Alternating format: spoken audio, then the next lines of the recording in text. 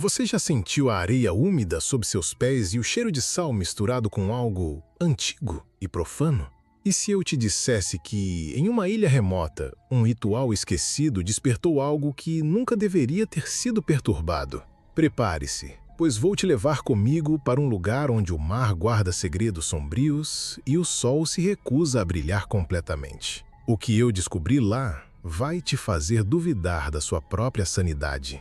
Ouse me acompanhar. Você se aventuraria em uma ilha onde o tempo parou e lendas sussurram? Deixe seu comentário agora. Olá, exploradores de mistérios. Hoje, nossa jornada nos leva a um dos cantos mais isolados e temidos do planeta. A ilha de Vorlag, um pedaço de terra esquecido no meio do oceano, onde lendas de pescadores se misturam com desaparecimentos inexplicáveis. Esta não é uma história que ouvi, é uma experiência que vivi. Cada arrepio e cada lamento ecoando ainda na minha mente. Prometo que ao final desta narração, você nunca mais verá o oceano da mesma forma. Cada detalhe, cada momento de pavor que senti, será seu também. Prenda a respiração, pois a maré está prestes a trazer o terror. Minha fascinação por lugares abandonados e lendas urbanas sempre me levou a extremos. Era uma paixão por desvendar o desconhecido. Foi assim que eu ouvi falar da ilha de Vorlag. Os mapas antigos a mal mencionavam, e os poucos relatos modernos eram de pescadores que juravam ouvir cânticos estranhos vindos da névoa que constantemente a envolvia.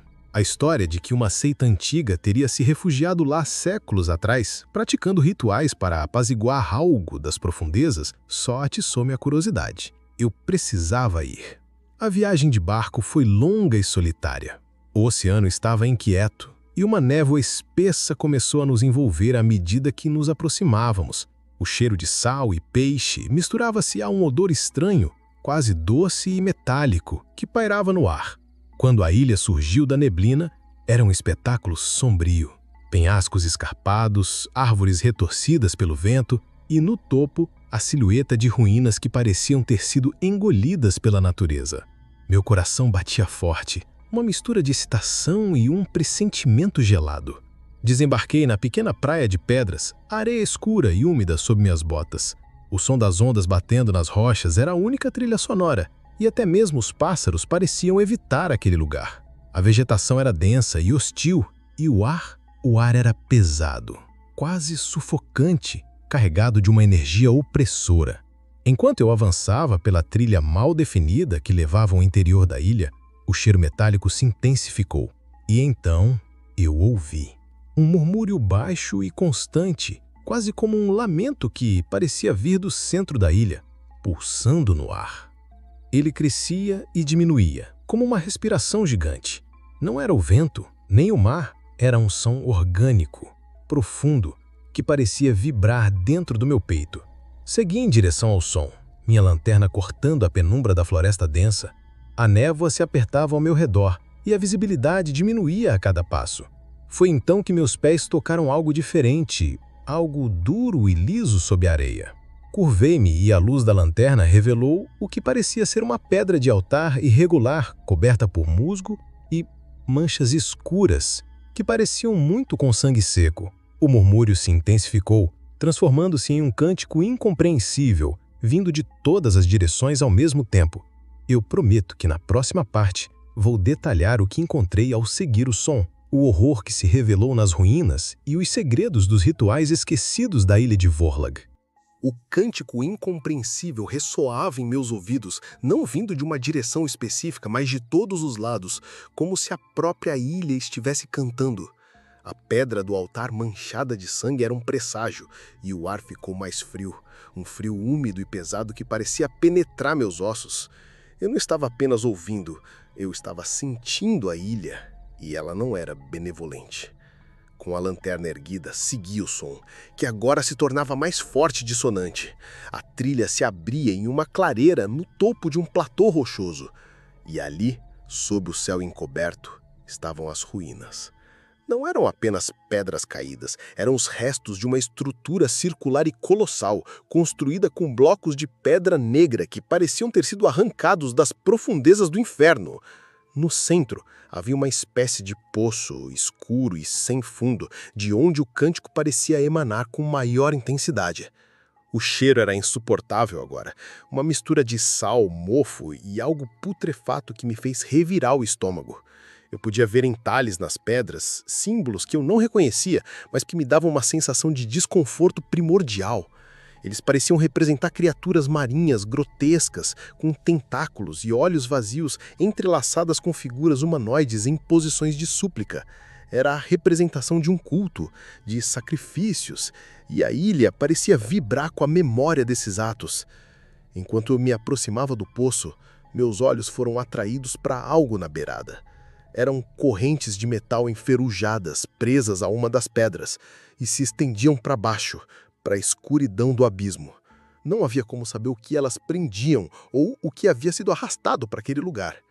Mas o cântico, ele começou a mudar. As vozes, antes murmuradas, agora ganhavam um tom de desespero, de agonia, como se as almas presas ali estivessem implorando por libertação. O chão sob meus pés parecia tremer em sincronia com os sons. Uma das correntes se moveu. Lentamente, uma das elos se arrastou na pedra, produzindo um rangido metálico arrepiante. Minha lanterna, que estava firme em minhas mãos, começou a piscar descontroladamente, e por um instante, a escuridão me engoliu completamente.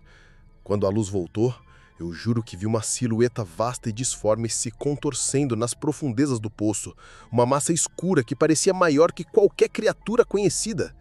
E o cântico se transformou num grito prolongado e gutural, não vindo do poço, mas de dentro da minha própria cabeça. Prometo que na próxima parte vou detalhar a manifestação do que dormia sob a ilha e como eu tentei escapar deste horror primordial. O grito gutural que rompeu do poço não era apenas um som, era uma pressão que distorcia o ar e vibrava em cada célula do meu corpo.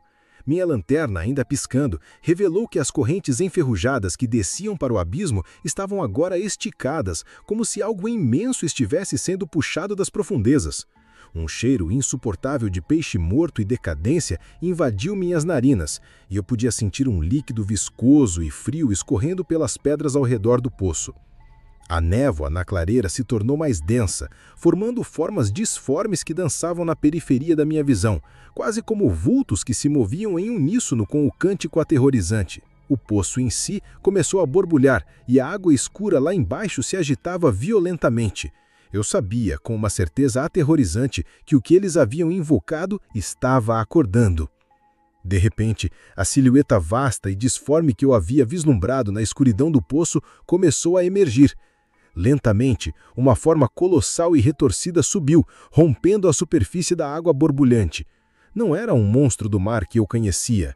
Era algo alienígena, indescritível, com múltiplos apêndices que pareciam tentáculos disformes e olhos que brilhavam com uma luz maligna no topo de uma cabeça que era uma massa em forma de protuberâncias e fendas. O corpo parecia feito de matéria escura e viscosa, e eu podia ouvir sons de sucção e estalos à medida que ele se movia. Meu coração batia tão forte que achei que fosse explodir. A voz gutural do cântico ancestral preencheu minha mente, não mais vindo do exterior, mas de dentro da minha própria cabeça, como se a criatura estivesse falando diretamente comigo, prometendo dor e desespero. Eu senti uma pressão esmagadora, como se o ar estivesse sendo sugado dos meus pulmões. Meus joelhos cederam e eu caí, a lanterna rolando para longe, deixando-me na escuridão quase total, apenas com a luz avermelhada e doentia emanando da criatura que emergia. Eu podia sentir a umidade pegajosa do chão sobre minhas mãos e o frio arrepiante da presença daquele ser. Meus olhos se esforçaram para ver na penumbra e o que eu vi me congelou por completo. Um dos tentáculos, grosso e coberto de ventosas, começou a se estender do poço, movendo-se lentamente em minha direção. Não havia mais para onde correr. Prometo que na última parte vou detalhar minha luta desesperada para escapar da criatura, a fuga da ilha e o que a experiência me deixou para o resto da vida. O tentáculo viscoso se estendia na minha direção, pulsando com uma vida própria, enquanto o rosnado da criatura enchia o ar e minha mente. O cheiro de decomposição era sufocante. Minha vida estava por um fio. Com um último lampejo de adrenalina e desespero, forcei-me a rolar para o lado, sentindo o ar pesado do tentáculo passar a centímetros do meu rosto. A lanterna, ainda no chão, piscava erraticamente, lançando sombras dançantes sobre o horror que se desenrolava. Levantei-me cambaleando, meus músculos gritando em protesto. A criatura, com sua massa informe e tentáculos, continuava a emergir do poço, seus olhos vermelhos fixos em mim, emitindo uma luz doentia. O cântico, agora um coro de agonia e fúria, parecia vir de todas as vozes dos que foram sacrificados. Eu podia sentir o chão tremendo sob meus pés, e as próprias ruínas pareciam lamentar. Não havia tempo para pensar. Corri como nunca havia corrido na vida, ignorando a dor, a exaustão e o pavor que me consumia. A névoa, antes um empecilho, agora me oferecia alguma cobertura. Mas eu podia ouvir os sons de sucção e arrasto atrás de mim, cada vez mais próximos. A criatura estava me seguindo. Eu sentia o peso de sua perseguição, como se a própria ilha quisesse me devorar. Cheguei à praia ofegante, meus pulmões ardendo. O barco estava lá, pequeno e frágil, esperando por mim. Saltei para dentro, minhas mãos tremendo enquanto eu lutava para soltar as amarras. Pelo canto do olho, vi a sombra vasta da criatura alcançar a borda do penhasco, seus tentáculos agitados no ar, o grito silencioso de sua fúria preenchendo a noite. Ela não podia me seguir na água, pelo menos era o que eu esperava. Liguei o motor e o barco cortou as ondas, afastando-me daquele inferno.